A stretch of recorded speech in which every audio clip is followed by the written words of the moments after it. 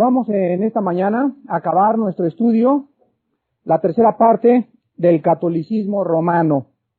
Nuestra tercera parte acerca del catolicismo romano. Y vamos a ver en esta mañana los 5 últimos puntos acerca de las enseñanzas romanistas.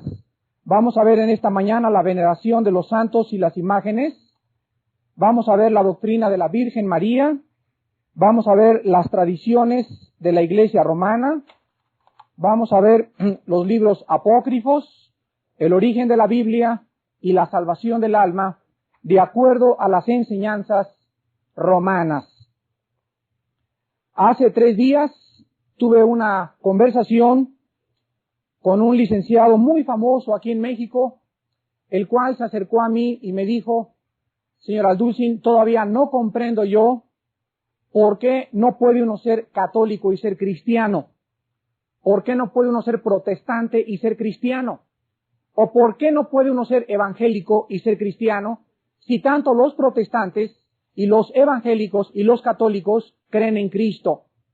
Entonces yo le contesté y le dije: quiero que por favor usted investigue su propia religión, quiero que investigue la religión protestante y la religión evangélica, y va a encontrar usted, cuando comience a investigar en la Biblia, que uno puede ser religioso, ya sea católico o protestante o evangélico, y sin embargo no ser cristiano.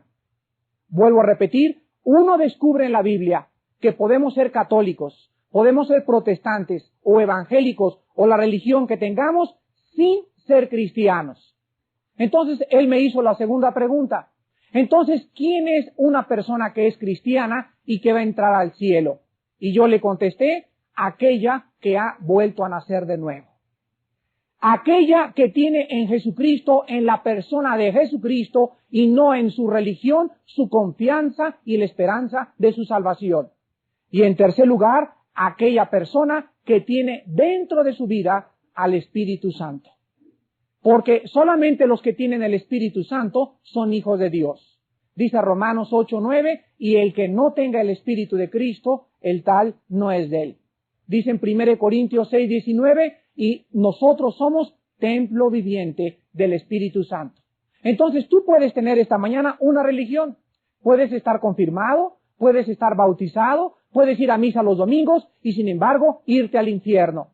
Puedes ser protestante o inclusive puedes venir a esta misma iglesia. No todos los que vienen a esta iglesia son cristianos, solo los que han vuelto a nacer, los que han descubierto en Cristo al Salvador y los que tienen una relación diaria, viva, real y orgánica con Jesucristo, el Hijo de Dios. Entonces la iglesia no te hace cristiano, el título no te hace cristiano, lo que te hace cristiano es tu fe en Jesucristo y en su obra expiatoria en la cruz. Y como consecuencia, tu vida interior tiene que ser transformada.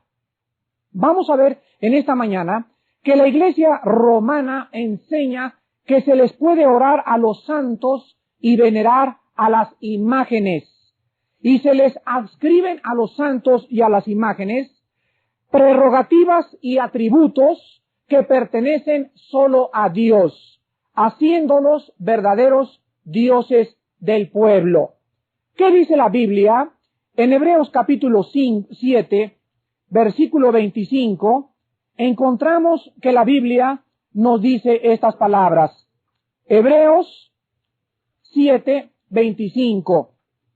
Y dice la Biblia: por lo cual puede también salvar perpetuamente a los que por él se acercan a Dios. Escuchen esto: viviendo siempre para interceder por ellos. Viviendo siempre para interceder por nosotros. Entonces la Biblia enseña claramente que Jesucristo, sentado ahora a la diestra del Padre en las alturas, Él es el único intercesor entre Dios y nosotros.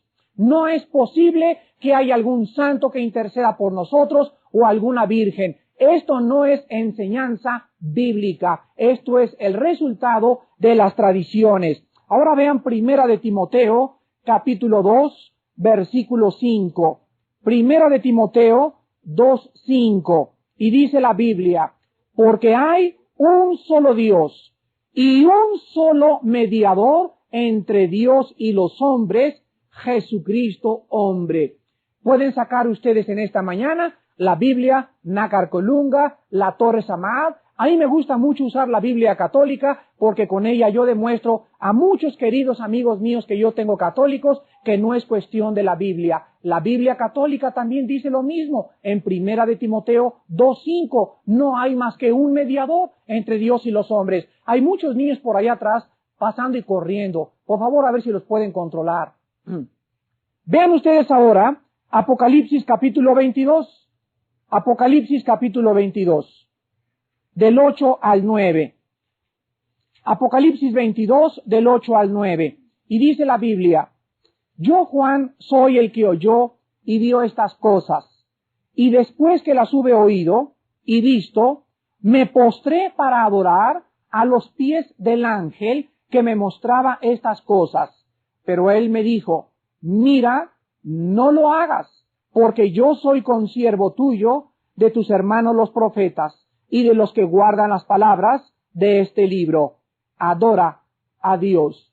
Aquí tenemos un caso donde el apóstol Juan, cuando tiene la aparición del ángel, un ser sobrenatural divino y perfecto y santo, viene y lo primero que hace es hincarse delante de un ángel. Y el ángel rechaza la adoración. Y le dice a Juan: levántate, porque yo soy igual que tú. El único al cual debes hincar tu rodilla es a Dios el Padre, a Jesucristo su Hijo y al Espíritu de Dios. Vean ustedes ahora el libro de los Hechos, capítulo 10. Hechos, capítulo 10, y vamos a encontrar otro caso también de una persona que quería adorar a un hombre o hincarse ante el hombre. Hechos 10, versículos 25 al 26. Cuando Pedro entró, salió Cornelio a recibirle y postrándose a sus pies, ¿qué dice? Adoró. Mas Pedro le levantó diciendo, fíjense ustedes, Pedro, el que se dice que es el principal papa que ha existido, Pedro lo levantó diciendo: levántate, pues yo mismo también soy hombre. La Biblia es muy clara en cuanto a que no es posible, queridos hermanos en Jesús, adorar a un hombre, hincarnos delante de un hombre, besarle la mano a un hombre, rendirle veneración a una estatua que no tiene espíritu, ni oye, ni ve, ni puede hablar. La Biblia enseña claramente que hay más que un hombre debajo del cielo. Vean Hechos capítulo 4, versículo 12. Qué clara es la Biblia en cuanto a la adoración a Dios. Dice Hechos 4:12, y en ningún otro hay salvación, porque no hay otro nombre, ni Santa Cayetana, ni San Martín, ni San Cristóbal, no hay ningún otro nombre bajo el cielo dado a los hombres en que podamos ser salvos. Entonces, ¿por qué la gente adora a los santos, les reza a los santos, se inclina ante las imágenes? Porque la gente no conoce la Biblia. Yo lo hacía cuando yo no conocía la Biblia.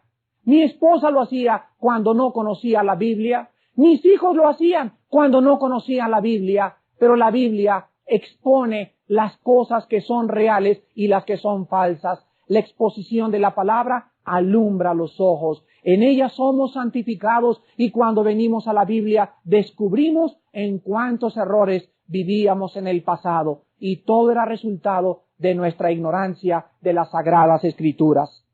Vemos entonces que orarle a los santos, a las vírgenes, es quitarle a Dios el honor que le pertenece, pues después de que una persona le reza a un santo o a una virgen, le da gracias al santo o a la virgen por el favor recibido y no al único mediador, no al que murió por nosotros, no al que vive para interceder por nosotros, a Jesucristo, el Hijo de Dios. Las flores, las velas, las procesiones, las peregrinaciones, los besos a las imágenes, las promesas y las mandas a los diferentes santos, las fiestas en sus honores, las comidas que se le ofrecen, todo esto contradice Éxodo capítulo 20 del 4 al 5. Éxodo capítulo 20 del 4 al 5, el cual nosotros no encontramos en la iglesia romana. No sé si ustedes sepan que los mandamientos los cambió Roma. El segundo mandamiento lo cambió Roma. Y aun cuando en la Biblia de ellos está Éxodo 20, ellos le pusieron otro mandamiento en lugar del mandamiento que vamos a leer. Dice Éxodo 20, versículo 4 y 5. No te harás imagen, ni ninguna semejanza de lo que esté arriba en el cielo, ni abajo en la tierra, ni en las aguas debajo de la tierra. No te inclinarás a ellas, ni las honrarás, porque yo soy Jehová tu Dios fuerte, celoso, que visito la maldad de los padres sobre los hijos hasta la tercera y cuarta generación de los que me aborrecen. Pero si tú te recuerdas, los mandamientos romanos son: adorarás a Dios y santificarás las fiestas. Cambiaron el segundo mandamiento, invalidaron la palabra de Dios, porque cuando abrimos la Biblia es muy clara los mandamientos de Dios. No te hagas imágenes, ni te hinques, ni las adoras, porque hay un solo Dios en el cielo y en la tierra. ¿Qué cosa, qué tragedia más grande haber suprimido el segundo mandamiento de la ley de Dios? Pasamos ahora y vamos a ver y a estudiar a la Virgen María. Una vez una señora se acercó y me dijo: señor Alducin, ¿por qué ustedes los cristianos no veneran a María? Y le dije: mi querida señora, no sé si usted sepa, pero los cristianos somos las personas que más respeto y más veneración tenemos a la Santísima Madre de Jesucristo nuestro Señor. Pero mi querida señora, la diferencia estriba en que nosotros, aunque la respetamos, no la adoramos. Ni tampoco le rezamos, ni creemos tampoco que es la Madre de Dios. Es la Madre de nuestro precioso Salvador Jesucristo en la carne, pero no es Madre de Dios. Porque si Dios tuviera madre, ella entonces es elevada a la condición de una diosa. Y entonces Dios no significa el que es, el que era y el que ha de venir. Dios significaría que tuvo principio y eternidad. La Iglesia romana enseña y se le ha asignado a la Virgen María un lugar intermedio entre nosotros y entre Dios.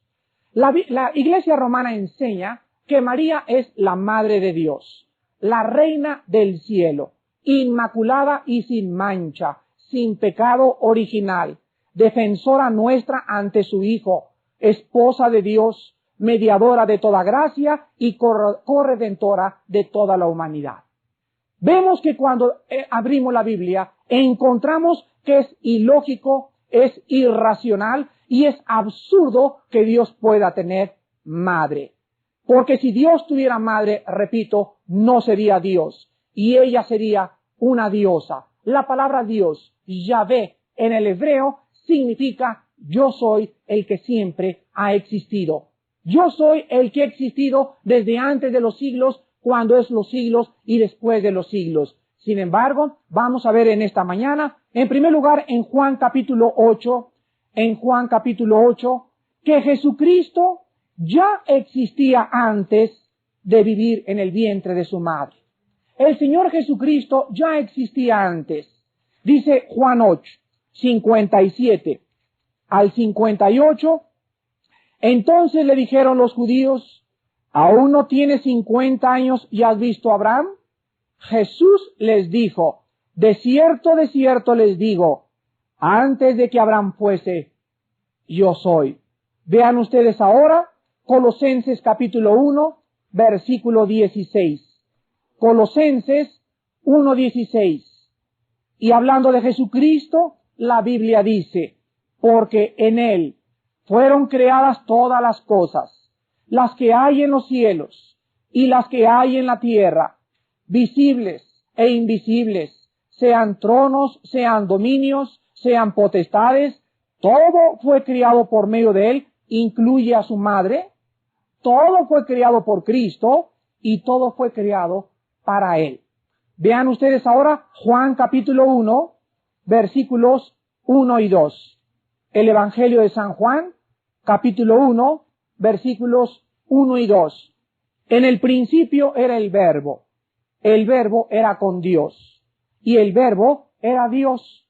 Este era en el principio con Dios, y todas las cosas por Él fueron hechas, y sin Él nada de lo que ha sido hecho fue hecho. Entonces la enseñanza escrituraria acerca de la preexistencia de Jesucristo es muy clara. Cuando Jesucristo vino a nacer en el vientre de una mujer, Jesucristo ya existía antes de que naciera en el vientre de su madre. Lo que María procreó por obra y gracia del Espíritu Santo y el nacimiento virginal del Santísimo Hijo de Dios, de la segunda persona de la Trinidad, fue el nacimiento de la carne, del cuerpo que Dios preparó en el vientre de su Santa Madre. Pero María no puede ser madre de Jesucristo Dios, porque entonces la elevaríamos a la posición de una diosa. Ahora veamos enseguida que en Lucas capítulo 1,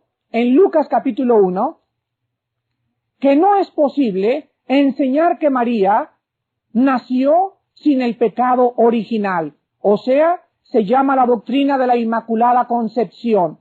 Esto es algo antibíblico porque la misma María, escuchen, la misma María, en el capítulo 1 de Lucas, 46 al 47, en su famosa oración que se llama el Magnificat, dice María, entonces María dijo, engrandece mi alma al Señor y mi espíritu se regocija en Dios mi Salvador. María le llama a Dios su Salvador, porque también Cristo, cuando moría en la cruz del Calvario, estaba muriendo por los pecados de su madre. ¿Qué significa esto? Que solo Jesucristo es el único ser que ha nacido en este mundo, desde Adán hasta nuestros días, sin el pecado original. Solo Jesucristo fue sin mancha. Solo Jesucristo es el Santísimo Hijo de Dios. María, pues, nació igual que todos los hombres, y por la gracia de Dios, ella fue escogida para ser el estuche del nacimiento de su Hijo Jesucristo. Vemos en tercer lugar, entonces, que Jesucristo es la única persona, dice en Hebreos 7:26 y en Hebreos 4:15, que es el único que ha nacido sin pecado. Enseñar entonces que María nació sin pecado original es algo que contradice las Escrituras. En cuarto lugar, la Iglesia romana niega que María, después de haber tenido al Señor Jesucristo, tuviera más hijos. La quieren hacer inmaculada, o sea, que era pecado para María tener más hijos cuando la Biblia enseña que los hijos son bendición de Dios en el Salmo 127 y en Hebreos 13 la Biblia enseña que el matrimonio es santo delante de Dios. Entonces María tuvo o no tuvo hermanos. La Biblia nos enseña en Mateo 1 del 24 al 25, Mateo 13 del 55 al 56, Gálatas 1:19 y Marcos 3 del 31 al 32, que la palabra que se usa para hermanos es la palabra adelphos en el griego y significa hijos de la misma madre.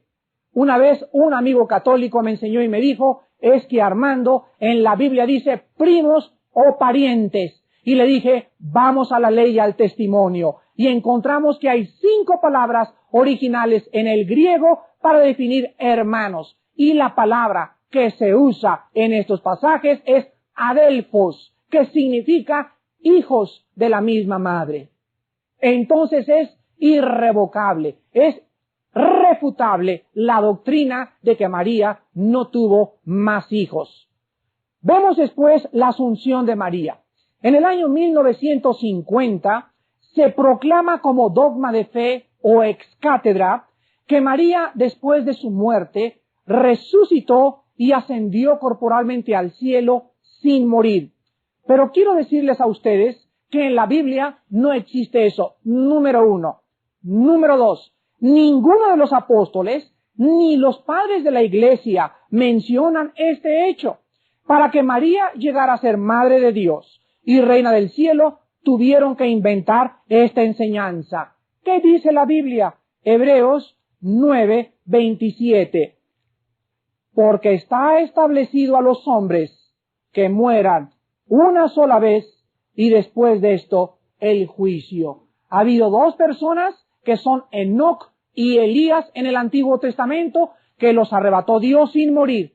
Y la Biblia dice claramente por qué lo hizo Dios. Si Dios hubiera llevado a María y si hubiera resucitado corporalmente como la ficción o el invento que tienen, hubiera habido documentos históricos en la iglesia primitiva que hubieran emitido esta enseñanza. Pero sin embargo, hasta 1950 se proclamó como dogma de fe. La Biblia, la iglesia romana, enseña también la abogacía de María. O sea, que presenta a María como la mediadora de la humanidad.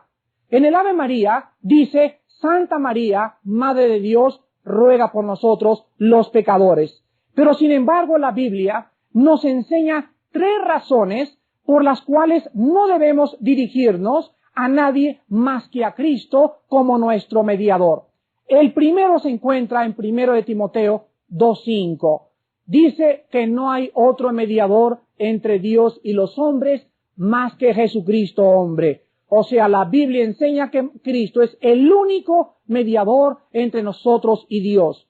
En segundo lugar, el mismo Señor Jesucristo enseñó en la Biblia que María no tenía ni más derechos ni más privilegios que cualquier otro creyente. Vean Mateo capítulo 12. Mateo capítulo 2.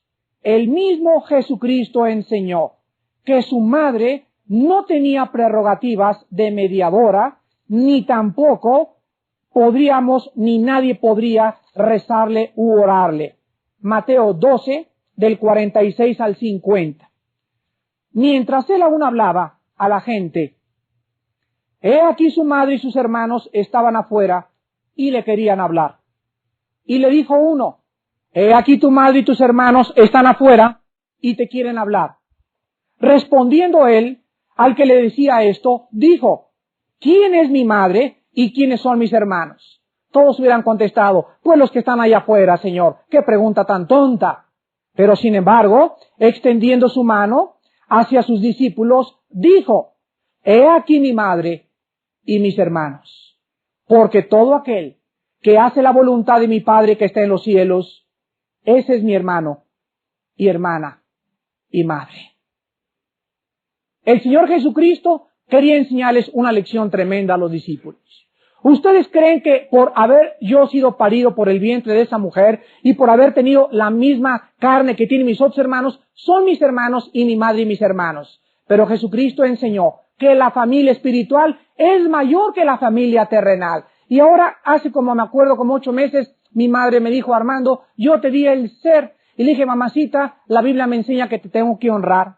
Tengo que amarte y cuidado del que no honre a su padre y a su madre en esta tierra. Y tengo que servirte y ayudarte económicamente y moralmente en todo lo que pueda. Pero mamacita, tú no me diste el ser, tú me diste el cuerpo, porque el alma y el espíritu me los dio el Señor. Entonces tú eres madre de mi carne, mamá, pero lo que tengo dentro de mi carne no viene de ti, viene de mi Padre.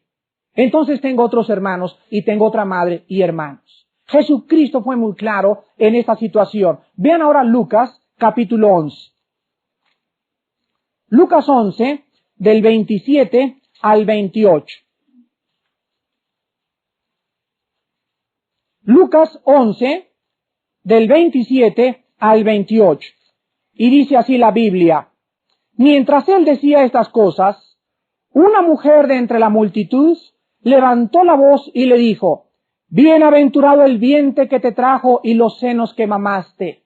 Y él les dijo, antes bienaventurados los que oyen la palabra de Dios y la guardan. Las mujeres dijeron, qué bendita madre ha de haber tenido este hombre, este hacedor de milagros. Bienaventurados los pechos que te alimentaron y el vientre que te trajo. Y Jesucristo se voltea y les dice, qué claridad de la Biblia. Es más bienaventurado, es más feliz que mi propia madre el que hace mi voluntad y la guarda.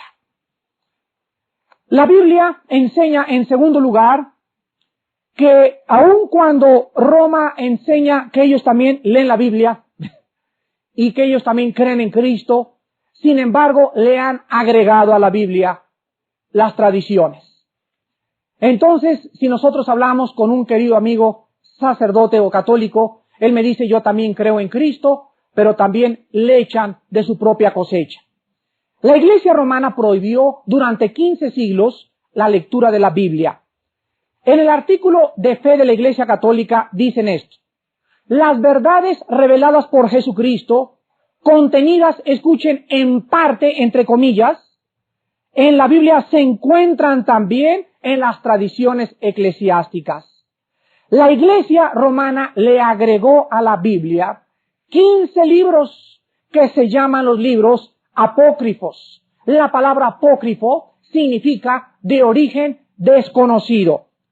La Iglesia romana declara que existen dos fuentes de autoridad: la Biblia y la tradición. O sea, con la Iglesia como juez de la Biblia y como la única que puede interpretar la Biblia. Sin embargo, aun cuando Roma enseña que solo ellos pueden interpretar la Biblia, no existen libros de comentarios bíblicos por Roma.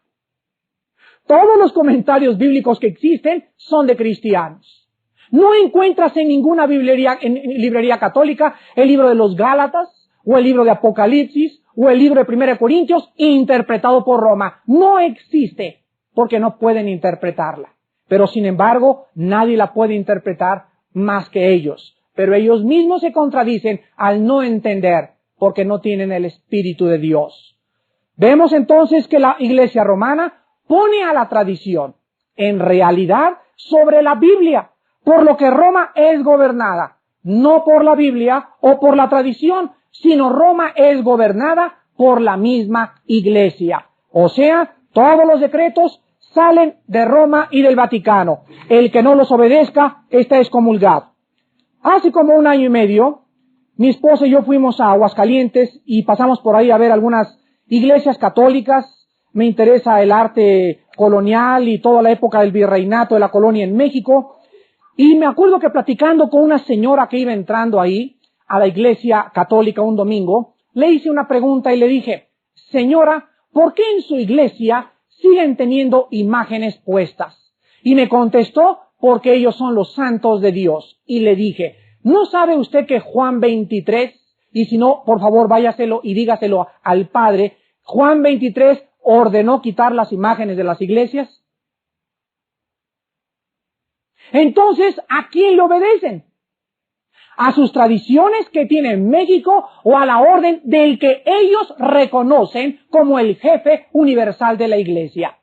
El mismo pueblo no obedece ni considera la última autoridad al Papa. Ellos son los que se gobiernan a sí mismos. Ve a un pueblito mexicano y quítale las imágenes y te linchan.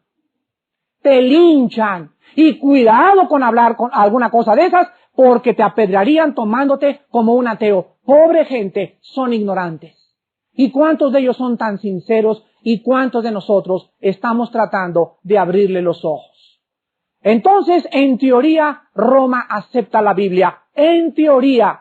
Pero en la práctica no permite que sus miembros la sigan. Las tradiciones de la Iglesia Católica hacen nula la Biblia. ¿Sabían ustedes que en el Concilio de Trento, en 1546, se declaró que la Biblia contiene la palabra de Dios al igual que la tradición? Tanto las tradiciones como la Biblia contienen la palabra de Dios. Cuando yo hablé una vez con un obispo aquí en México, estábamos en una discusión, fue el 21 de diciembre de hace un año en el Canal 11, él es una persona muy preparada, tiene 2 bachilleratos en Harvard, es director del seminario teológico, es fraile dominico en México. Le hice una pregunta que no me pudo contestar. Y solamente se la hice no con el afán de agredirlo, ni tampoco de burlarme de él, porque yo soy un pobre pecador que pensaba igual que ellos y por la gracia de Dios somos lo que somos. Jamás debemos sentirnos ni superiores ni atacarlos en una forma burlona porque ellos por ignorancia viven en esas tinieblas. Yo le dije: hermano, quiero que me conteste usted, ¿cuál de todos los papas es el iluminado? ¿A qué se refiere usted, señor Alducin? Y le dije, quiero que me diga, porque todo lo que los papas han dicho a través de la historia, han dicho que lo que ellos dicen es infalible y es palabra de Dios. Sin embargo, todos se han contradecido. Juan 23 quita las imágenes, Pío VI pone las imágenes, Juan 23 quita la confesión antes de tomar la hostia. En fin, ¿cuál de todos es la palabra de Dios? Se quedó callado y no me supo contestar. Y yo sigo orando que esta pregunta lo haya hecho reflexionar, que es absurdo creer que un hombre pueda decir, yo soy Dios y lo que yo digo es como si Dios hablara por mí. De los libros que se introdujeron o de las tradiciones a la Biblia católica, se encuentran los libros apócrifos y estos son el primer libro de Esdras, el segundo libro de Esdras, Tobías, Judith, Sabiduría, Eclesiástico, Baruch y primera y segunda de Macabeos. Ustedes saben que el Antiguo Testamento fue completado 400 años antes de Cristo. En el siglo segundo se hizo una traducción griega. Fíjense ustedes, 400 años antes de Cristo, y en el siglo segundo se hizo una traducción griega por escritores hebreos de Alejandría en Egipto que se le llamó la Septuaginta, o sea, tradujeron al griego, del hebreo al griego por primera vez unos traductores en Alejandría y se le llamó la versión de la Septuaginta. La palabra Septuaginta es usada porque los autores fueron 70. Ahora bien, esta traducción, cuando Cristo vino a la tierra, es la que circulaba en la tierra y la que leían los judíos. Los judíos palestinos jamás aceptaron las... Vuelvo a repetir, en la Biblia existen más de 260 citas directas del Antiguo Testamento y 370 alusiones. Y ninguna alusión ni cita en el Nuevo Testamento menciona los libros apócrifos. Los libros apócrifos fueron rechazados por Orígenes, por Agustín, el más grande teólogo de la Iglesia romana. Fueron rechazados por Tertuliano, por Atanasio, que fue el campeón de la ortodoxia en el concilio de Nicea, y Jerónimo, que tradujo la Vulgata latina, que fue la versión autorizada por la Iglesia romana. El Papa Gregorio el Grande negó los apócrifos como inspirados por Dios, al igual que el Papa Leo X. Quiero preguntar, ¿estaban entonces equivocados estos papas? Repito sus nombres, Gregorio el Grande y León X negaron y dijeron, los libros apócrifos no son inspirados por Dios. Pero llegó el cuarto papa y dijo, sí son inspirados, no me importa lo que los otros dos hayan dicho, los metemos a la Biblia. Y de ahí a nuestros tiempos existen en todas las versiones católicas, que es la Nácar Colunga y la Torres Samar, que son traducciones directas de la Vulgata latina, los 11 o 15 libros apócrifos. Quiero mencionarles a ustedes en Marcos capítulo 7 lo que Jesucristo dijo acerca de las tradiciones. Marcos 7, del 6 al 9. Respondiendo él, les dijo, hipócritas, bien profetizó de vosotros Isaías como está escrito, escuchen, este pueblo de labios me honra, mas su corazón está lejos de mí, pues en vano me honran, enseñando como doctrinas, ¿qué cosas? Mandamientos de hombres. Y dice el versículo 8, porque dejando el mandamiento de Dios, os aferráis a la tradición de los hombres. Cuando estamos adorando a Dios, como el chiste que les conté hace mucho, el Día de los Muertos, llega la indita con su olla de mole y se sienta junto a la tumba de su compadre. Y llega Madame Pompidou, engargolada en joyas y con sus pieles arrastrándolas hasta la entrada del cementerio con sus flores. Y le dice a la pobre indita, india bruta, ¿cuándo crees que tu muerto y tu compadre se va a levantar a comerse ese mole como eres tonta? Y le contestó la indita, cuando venga el suyo por las flores. Tanto la que le lleva comida como la que le lleva flores, las dos están en un absurdo y en una irracionalidad tremenda de la mente humana. Entonces ellas pobrecitas, ellas creen que están honrando a los muertos y le llevan flores a Santa Cachucha y a Santa Cayetano y le llevan a las peregrinaciones, ya lleva la pobre gente rodillas, sangrándose las rodillas, haciendo las mandas y cortándose las trenzas y no comiendo carne los viernes primeros, tantas cosas para honrar a Dios, y la Biblia dice que es en vano. Dice en Juan 4:24, Dios es espíritu y los que le adoran es necesario que le adoren en espíritu y en verdad. Los errores de los libros apócrifos encontramos, por ejemplo, en el libro de Judith, en el capítulo 1, los primeros 7 versículos, que Judith llama a Nabucodonosor rey de Asiria y que reinó en Nínive. Pero él fue rey de Babilonia en realidad. Esto lo menciona Daniel capítulo 4, del 4 al 6. Otro error en el libro de Tobías. Se representa a un ángel diciendo mentiras y diciendo que él es Azarías, hijo de Ananías. Pero los ángeles son seres espirituales creados y no pueden ser hijos de seres humanos. Tercer error, en el libro de Baruch.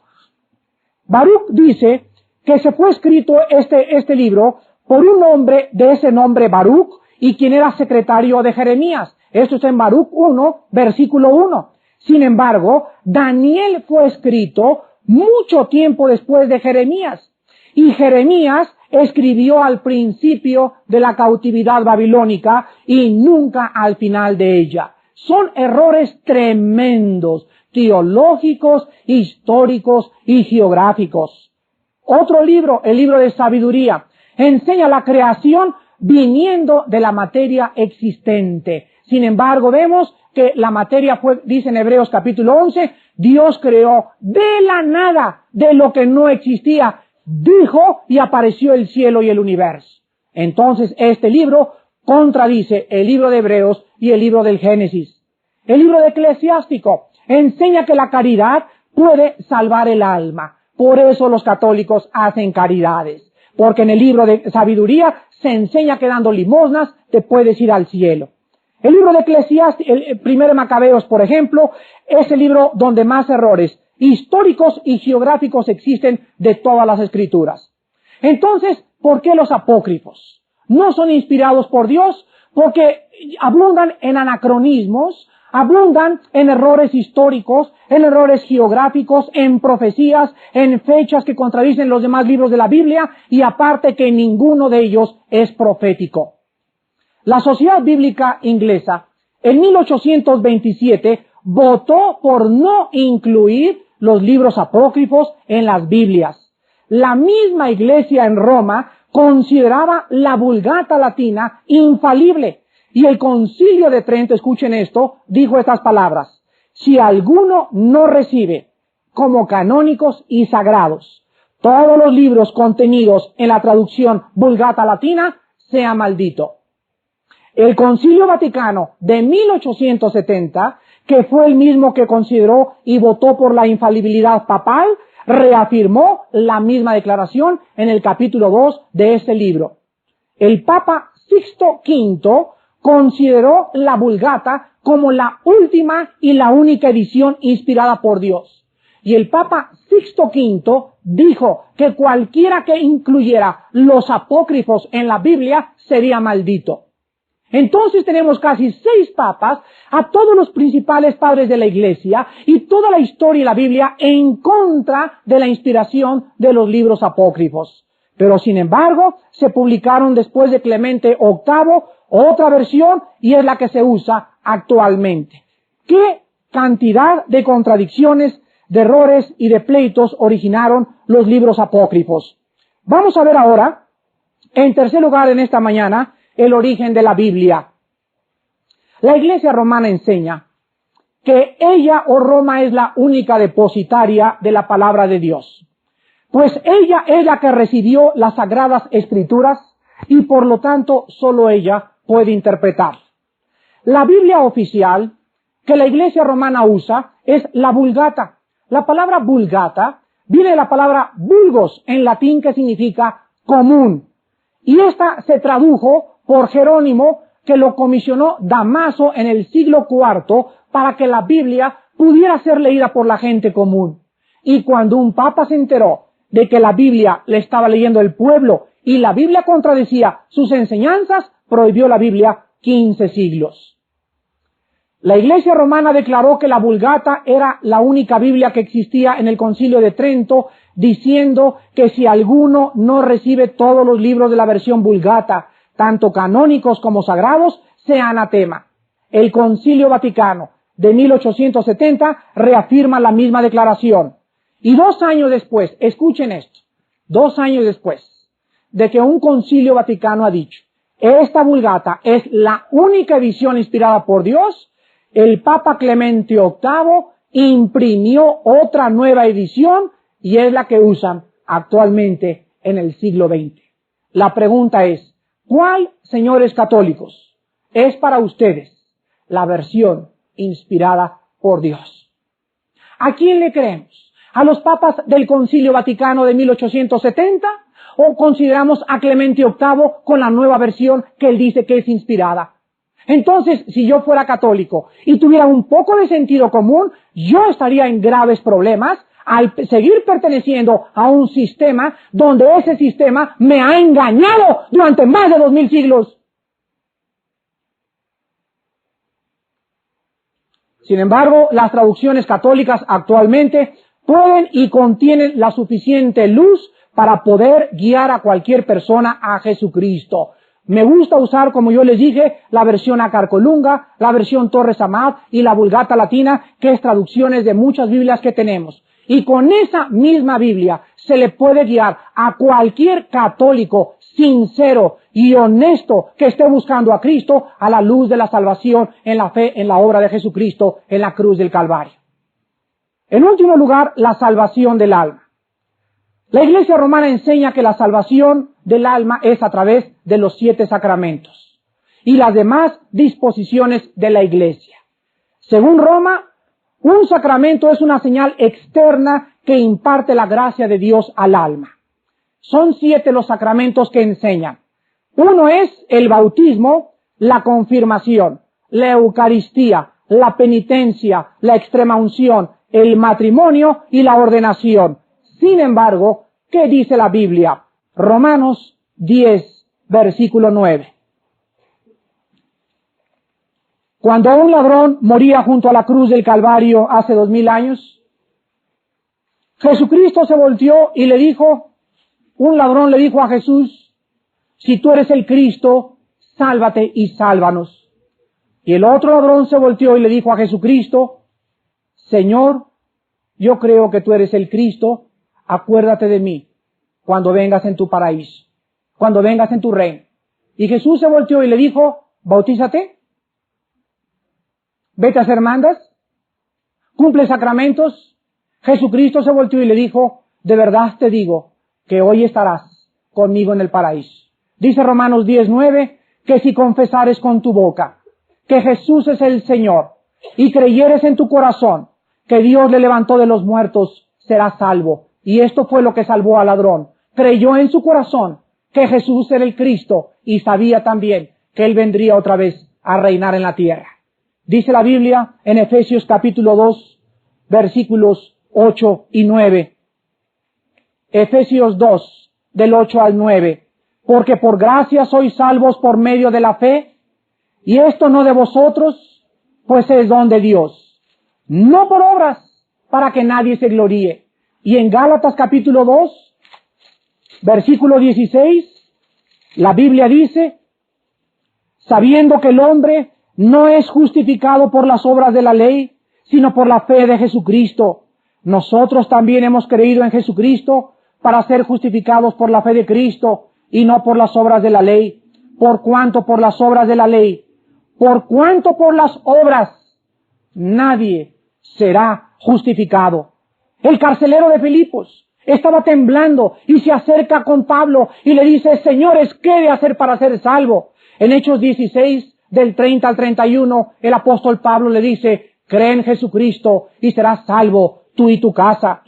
Vemos también que no solamente eso lo enseña la Biblia, sino que la salvación no es por ningún medio externo, ni sacramento, ni extrema unción, ni peregrinaciones, ni buenas obras. La Biblia enseña que la condición para bautizarse no es para quitar el pecado original. Cuando uno se bautiza, dice la Biblia, tiene uno que arrepentirse antes. La Iglesia romana enseña que los niños al ser bautizados les es quitado el pecado original. Esto es, que aunque se mueran y sean asesinos, se van al cielo por haber sido bautizados. Y si se mueren antes de tener 7 años, se van al limbo. El limbo no está en la Biblia. La salvación es por la gracia y la sangre de Cristo. Y al bautizar a un niño, el niño no es responsable. Los padres son los que son responsables. ¿Qué Dios tan injusto que permite que un niño que no pudo escoger bautizarse sea condenado o sea enviado al limbo a las almas que jamás podrán entrar al paraíso? La Biblia nunca menciona el limbo, todo lo contrario. Cristo le dijo al ladrón, hoy estarás conmigo en el paraíso. Y a los niños que se acercaron, Jesús les dijo también, dejad que los niños se acerquen a mí, porque de ellos es el reino de los cielos. Amados hermanos en Jesucristo, amados amigos católicos, amados amigos de otras religiones, la verdad tiene que llevar a una confrontación. Me han dicho que ha habido personas que no quieren regresar a estas reuniones por las conversaciones que han escuchado, y yo lo lamento profundamente en mi corazón. Quiero decirles a ustedes que le pido a Dios que me dé amor para hablarles a ustedes de todas las religiones. Pero yo prefiero que se salgan 2 familias y no las 3 familias que vinieron a mi casa hace 3 días a decirme, Armando, gracias, porque las tinieblas y las vendas se nos han caído de los ojos. Gracias por las familias que van y gracias por las familias que se arrepienten. Y yo le doy más gracias a Dios por el beneficio que la palabra le hace al alma y al corazón. Fue por la verdad por la que crucificaron a Cristo. El tiempo es corto, los minutos están contados. El barco se está hundiendo y estamos apapachando a la gente. Tenemos que sacudir a la gente y decirle, Cristo es el único mediador. Él es la única salvación. No hay esperanza fuera de Cristo. No confíes en tu religión. Es el tiempo de levantar la bandera y de llamar al arrepentimiento. Dicen Judas, contiendan ardientemente por la fe una vez dada a los santos. Dicen Judas también, y algunos que dudan, rescátalos, sálvalos, aborreciendo aún su ropa contaminada por su carne. No es hora ahora de poder decir a la gente, es que tengo miedo de ofenderte. Si te ofendes, te ofendiste. Ese es tu problema. Y si no quieres la verdad, no hay ningún problema. Dios dice, me encontrarán porque me buscarán con todo vuestro corazón. Cualquier persona que venga a Cristo es un shock encontrar lo que ha descubierto. Dios mío, mi sistema está equivocado. No es lo que te han dicho, es lo que tú vas a buscar en tu palabra y en la Biblia lo vas a buscar. Pero quiero decirte que si tropiezas, no tropiezas por lo que tú oíste en estas conferencias, tropiezas porque tu corazón es orgulloso. Porque aborreces la verdad. Porque amas más la gloria que viene de los hombres que la gloria que viene del Padre. Porque cualquiera en esta mañana que quiera conocer la verdad, vendrá a la cruz, se hincará y le dirá, oh Señor, gracias por haberme tumbado de mi caballo, porque yo creía que iba a Damasco a arrastrar a los cristianos y pensaba que yo hacía un bien a tu iglesia, cuando esta mañana descubro que yo estaba contra ti, y para ello necesitas en esta mañana arrepentirte de tus pecados. Les pido a todos que oremos inclinando el rostro.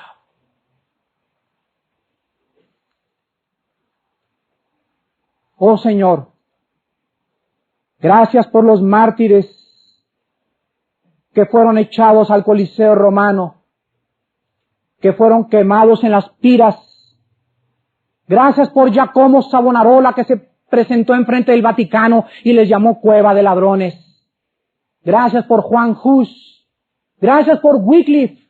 Gracias por Martín Lutero. Gracias por los santos inflamados con el Espíritu, que dijeron y no tuvieron miedo de decir la verdad a un mundo que amaba más la gloria de los hombres, a un mundo que tenía miedo de ser ofendido, a un mundo y a familias que no les interesaba la verdad, sino solamente que les apapacharan el hombro. Oh Padre, yo te pido que algún día podamos morir como mártires también. Es hora de levantar el Evangelio en México y llamar a la gente de su idolatría y mostrarles la verdad del Evangelio que cambia y transforma a los corazones, y que ellos puedan tener el valor suficiente de decir, no regreso porque me ofendieron, sino no regreso porque no quiero seguir la verdad. Pero los que regresan Sabemos, Señor, que regresan con su corazón listo y preparado. Tu Espíritu Santo les ha iluminado el entendimiento y tú les has mostrado que no hay otro nombre bajo el cielo. No hay santos, no hay vírgenes, no hay extrema unción, no hay bautismo, no hay purgatorio. Es la sangre preciosa de Jesucristo, la única que puede acercarte al Padre que está en el cielo. Vengan a mí, dijo Cristo, todos ustedes los que están trabajados y cargados, que yo los haré descansar. Vengan y conozcan la verdad, y la verdad va a ser amarga. Come este libro, le dijo a Juan, y te amargará el vientre, pero será dulce en tu paladar. Oh Dios, gracias, porque tu verdad es como un bisturí que nos comienza a cortar la gangrena, y la intervención quirúrgica siempre tiene que doler. Hay personas que han venido a estas reuniones creyendo que les iban a poner curitas y salieron que tienen que mocharles la mano a la mitad. Resulta que necesitas cirugía de cáncer en tu corazón y salen corriendo porque no quieren ser expuestas al bisturí. Pero tu palabra es como una espada que penetra y discierne las intenciones y los pensamientos del corazón. Y el que tenga sed en esta mañana, venga y beba del agua de la vida gratuitamente. Y así con sus rostros inclinados. Si hay alguien en esta mañana que quisiera por primera vez en su vida, no importa que seas católico, o protestante, o evangélico, o que vengas a esta misma congregación, tú necesitas nacer de nuevo. Cristo arregló tus cuentas en el Calvario. Él arregló una cuenta que tenías pendiente. La Biblia le llama pecado. Este pecado no podría ser quitado con tu bautismo, ni con pertenecer a una religión, ni tampoco por las buenas obras, ni los sacramentos de una organización religiosa, sino con la sangre preciosa de un cordero sin mancha y contaminación. Tú necesitas en esta mañana creer lo que Cristo hizo por ti en la cruz.